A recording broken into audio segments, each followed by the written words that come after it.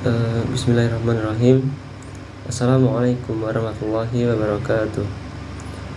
Perkenalkan, saya Iskan Nabi Al-Farosi dengan NIM 2121111214 akan sedikit membahas tentang konsep ekonomi dalam perspektif makro dan mikro. Untuk materi yang pertama yaitu tentang perkembangan ilmu ekonomi dalam perspektif makro dan mikro. Ilmu ekonomi merupakan ilmu yang mempelajari tingkah laku manusia untuk mendapatkan dan mengelola sumber daya yang terbatas. Ilmu ini muncul karena manusia memiliki kebutuhan dan keinginan yang tidak terbatas. Akan tetapi sumber daya yang tersedia untuk memenuhi terbatas. Teori dasar dalam ilmu ekonomi dibedakan menjadi dua.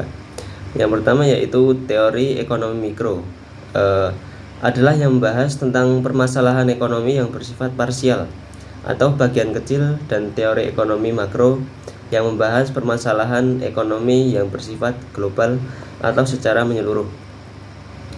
Ekonomi makro sendiri merupakan kegiatan perekonomian yang mempelajari secara keseluruhan dalam artian cabang dari ilmu ekonomi makro, menjelaskan perubahan ekonomi yang mempengaruhi banyak masyarakat, perusahaan maupun pasar. Perkembangan ekonomi makro berkaitan dengan masalah ekonomi publik. Ekonomi makro sendiri sering juga dipergunakan untuk menganalisis cara terbaik agar mempengaruhi target-target kebijaksanaan seperti stabilitas harga, tenaga kerja, pertumbuhan perekonomian, dan pencapaian keseimbangan neraca yang berkesinambungan. Ekonomi mikro merupakan kegiatan perekonomian yang mempelajari hanya berupa bagian kecil dibandingkan dengan ekonomi makro. Dalam arti hanya bagian kecil saja seperti perilaku konsumen dan juga perusahaan serta penentuan harga-harga pasar serta kualitas faktor input barang dan jasa diperjualbelikan. Ekonomi mikro meneliti bagaimana berbagai keputusan dan perilaku tersebut mempengaruhi penawaran dan juga permintaan atas barang dan jasa yang nantinya akan menentukan harga serta bagaimana harga tersebut pada gilirannya dengan menentukan penawaran serta permintaan barang dan jasa selanjutnya. Materi selanjutnya yaitu tentang prinsip dasar produksi, konsumsi, dan juga distribusi. Prinsip utama dalam konsep distribusi menurut pandangan Islam merupakan peningkatan dan juga pembagian bagi hasil kekayaan agar sirkulasi kekayaan dapat ditingkatkan sehingga kekayaan yang ada dapat berlimpah dengan merata dan tidak hanya beredar di antara golongan tertentu saja.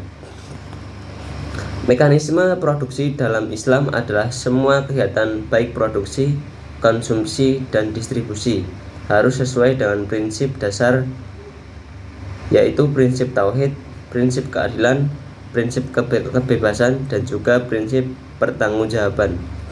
Manusia dalam berproduksi, konsumsi, dan distribusi harus sesuai dengan etika Islam yang menjadikan kemakmuran dan juga ketentraman dalam bermasyarakat. Etika dalam berproduksi merupakan peringatan Allah akan kekayaan alam. Berproduksi dalam lingkaran yang halal ketika mengelola sumber daya alam harus dilandasi dengan ilmu dan syariah Islam seperti khalifah di muka. Konsumsi dalam perspektif Islam sebenarnya menyeimbangkan antara kebutuhan dengan pendapatan. Hal ini untuk menjaga kestabilan antara penghasil dengan pengeluaran. Di samping itu, konsumsi dalam Islam juga memperhatikan etika dalam konsumsi, sehingga tercapai maslahah yang merupakan bagian yang tidak terpisahkan dari ruh syariat Islam itu sendiri. Islam juga mengatur bahwa apa yang dikonsumsi oleh muslim harus memperhatikan kehalalan dan keharaman. Kehalalan dan keharaman makanan yang dikonsumsi membawa pengaruh yang signifikan terhadap pola pikir dan pola sikap seseorang. Materi yang selanjutnya yaitu prinsip-prinsip produksi dalam Islam. Yang pertama adalah berproduksi dalam lingkaran halal. Prinsip produksi yang wajib dilaksanakan oleh setiap muslim, baik secara individu maupun komunitas, merupakan berpegang pada semua yang dihalalkan oleh Allah Subhanahu wa taala dan tidak melewati batas. Yang kedua yaitu keadilan dalam berproduksi.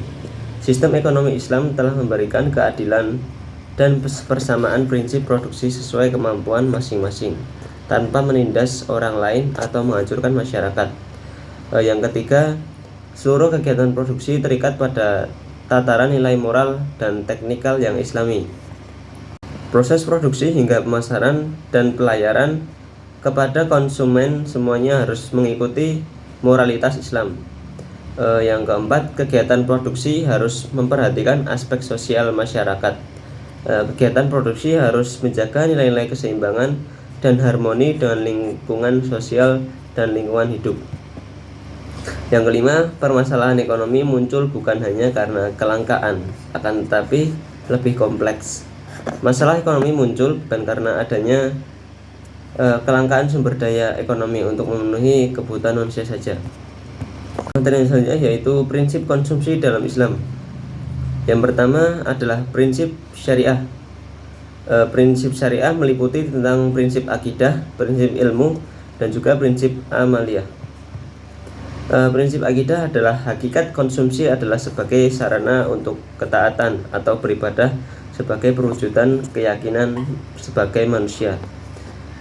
Manusia sebagai makhluk yang mendapatkan beban khalifah dan amanah di bumi yang nantinya dimintai pertanggungjawaban oleh penciptanya. Yang kedua yaitu prinsip ilmu, yaitu seorang ketika akan mengkonsumsi harus tahu ilmu tentang barang yang akan dikonsumsinya. Yang selanjutnya adalah prinsip amaliyah. Sebagai konsekuensi akidah dan ilmu yang telah diketahui tentang konsumsi Islam tersebut, seseorang ketika sudah berakidah yang lurus dan berilmu, maka dia akan mengonsumsi hanya yang halal serta menjauhi yang haram atau syubhat.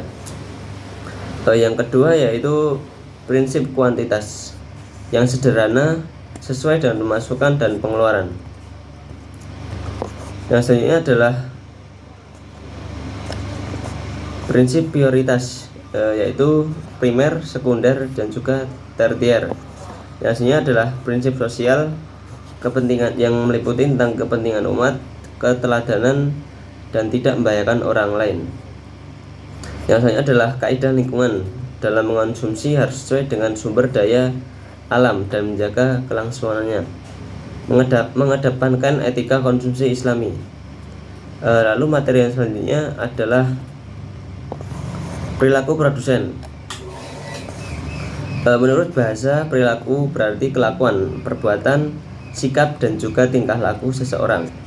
Perilaku seseorang dapat dipengaruhi oleh beberapa faktor, diantaranya adalah yang pertama adalah faktor eksternal. Pemimpin perusahaan sering bertemu dilema yang mendesak. Anda harus berburu juga kuota penjualan, sorot biaya, tambahan efisiensi, dan juga persaingan. Di sisi lain, para pemimpin bisnis harus bertanggung jawab kepada masyarakat untuk memimpin kualitas barang yang dilayaninya. Yang kedua adalah faktor organisasi. Biasanya para anggota organisasi ini berdiri saling pengaruhi atau proses interaktif, di mana di dalam pihak lain organisasi harus tetap berperilaku etis terhadap individu, misalnya dalam hal gaji, waktu kerja maksimum. Yang ketiga adalah faktor individual. Seseorang dengan filosofi moral dalam bekerja dan berperilaku etis dalam berhubungan dengan orang lain. Yang materi yang selanjutnya adalah tentang dasar perilaku produsen muslim. Yang pertama adalah produsen tidak hanya reaktif, akan tapi juga proaktif, kreatif, dan juga inovatif dalam pembuatan produk. Yang kedua, arah penciptaan produk adalah penggunaan, bukan hanya asal perilaku atau manfaat. Padahal tingkat kelangsungan hidup produsen sangat tinggi, ditentukan oleh sejauh mana manfaat penjualannya. Produksi mereka tidak berarti produsen akan dipecat sehingga produk asli diterima dengan baik di masyarakat. Yang ketiga, patuhi prinsip efisiensi. Efisiensi merupakan kunci dalam proses produksi, yang artinya produsen harus menerapkan prinsip Ini dalam berbagai aspek aktivitas produksi. Dalam tekad jumlah produksi, misalnya harus diukur terlebih dahulu oleh pabrikan.